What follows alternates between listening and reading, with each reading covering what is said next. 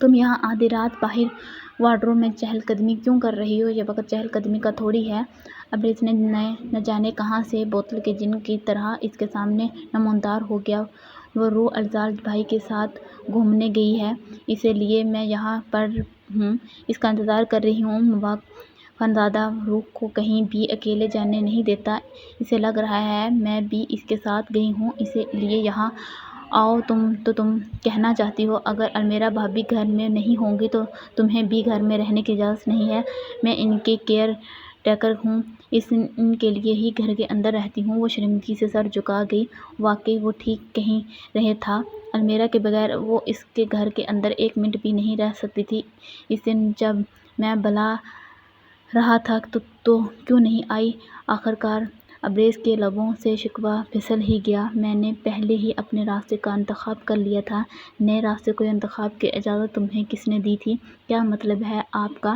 مجھے بھلا کس کی اجازت کی ضرورت؟ اس کا شکوہ فائزہ کو کچھ خاص سمجھ نہیں آیا۔ ہاں صحیح کہا تم نے، تمہیں اپنے شوہر کی اجازت کی کیا ضرورت؟ وہ اور بہت تابعدار بیویاں ہوتی ہیں جو اپنے شوہروں کی اجازت کو ضروری سمجھتی ہیں۔ وہ جلے بھنے انداز میں گویا ہوا۔ فائزہ نے حیرت سے اس کی طرف دیکھا۔ بیوی، تم نے مجھے طلاق دے دی ہے؟ اسے اپنی ہی آواز کہیں دور سے آتی محسوس ہوئی۔ اسے یقین تھا ابرار اسے طلاق دے چکا ہے، لیکن آج اس کی باتوں سے یہ یقین شبہ میں بدل گیا تھا۔ پاگل ہو گئی ہو؟ مذاق سمجھ رکھا ہے شادی بیاہ کو؟ تمہاری خالہ سے ہمیشہ تمہارا ساتھ دینے کا وعدہ کر چکا ہوں، تمہیں آخر سانس تک تمہیں نہیں چھوڑوں گا۔ فائزہ اپنی جگہ ساکت کھڑی رہی۔ یہ وہ کیا بول رہا تھا؟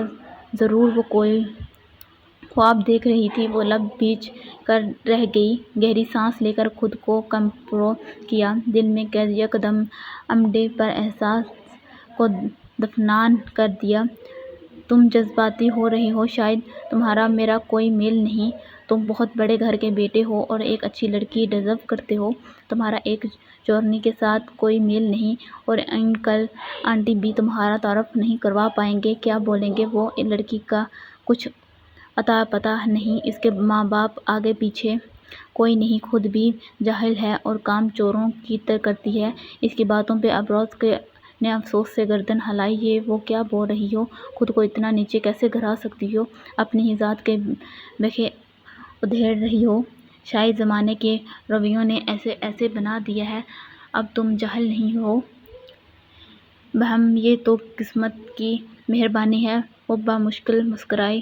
جب مبارک خانزادہ تمہیں نکال دے گا تو کہاں جاؤ گی؟ کوئی جاب کروں گی، مجھے ایک سیکرٹری کی ضرورت ہے، معقول سیلری ملے گی، اچھا گھر، کھانا پیار، مطلب ہماری دوستی، سب ڈسکاؤنٹ میں ملے گا۔ چاہو تو جوائن کر سکتی ہو۔ اچھا مذاق کرتے ہو؟ وہ حیرت سے کچھ پل اسے گھورے گئی۔ نہیں، میں بالکل مذاق نہیں کر رہا، میں واقعی سیریس ہوں۔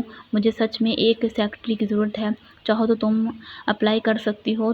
تمہارا بہت شکریہ، میں کسی اور جاب کے لیے اپلائی کروں گی۔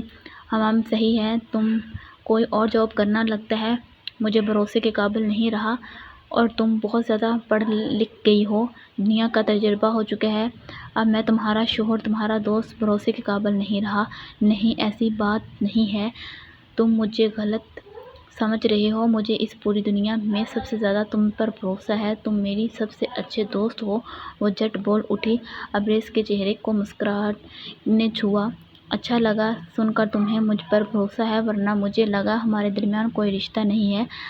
آپ ایسی باتیں کیوں کر رہے ہیں؟ اس وقت ہمارا نکاح ایک کنٹریکٹ تھا، خالہ کو دکھانا تھا کیونکہ وہ میری شادی کے لیے وعدہ تھیں۔ جب خالہ چلی گئی تو اس کنٹریکٹ کا بھی کوئی وجود باقی نہیں رہا۔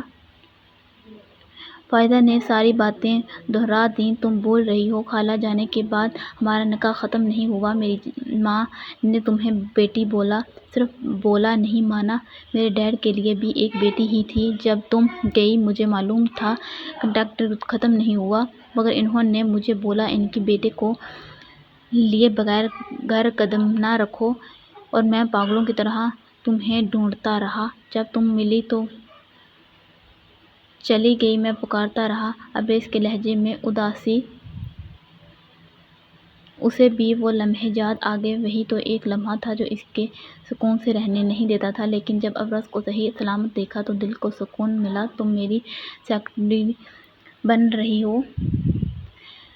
ڈسٹ فائل اس کے حکم پر وہ ہکا بکا رہ گئی۔ مگر ہاں، جانتا ہوں، تم پر نوکری کرنے کے لیے بےتاب ہوں۔ یہ میرا کارڈ ہے۔ اس نے کوٹ کے اندرونی جیب سے کارڈ نکال کر فائزہ کے ہاتھ میں تھمایا اور اس کا موبائل لے کر اپنا نمبر سیو کر ڈالا۔ اب میں تمہیں فون کروں گا، میرا فون اٹھانا۔ آج کے بعد میں تمہارا باس ہوں۔ خود ہی سب کچھ طے کر کے وہ فائزہ کو ہکا بکا چھوڑ کر چلا گیا۔ یہ کیا تھا اس کے پیچھے؟ وہ حالات کو سمجھنے کی کوشش ہی کرتی رہی، ہاتھ میں پکڑے کارڈ کو خاموشی سے بیگ میں رکھنے کی خاطر۔ بیگ کھولا۔ تمہارا پہلا کارڈ بھی میرے پاس موجود ہے۔ بیگ میں رکھے 2 سال پرانے کارڈ کو دیکھ کر اس نے دوسرا کارڈ بھی برابر رکھ دیا۔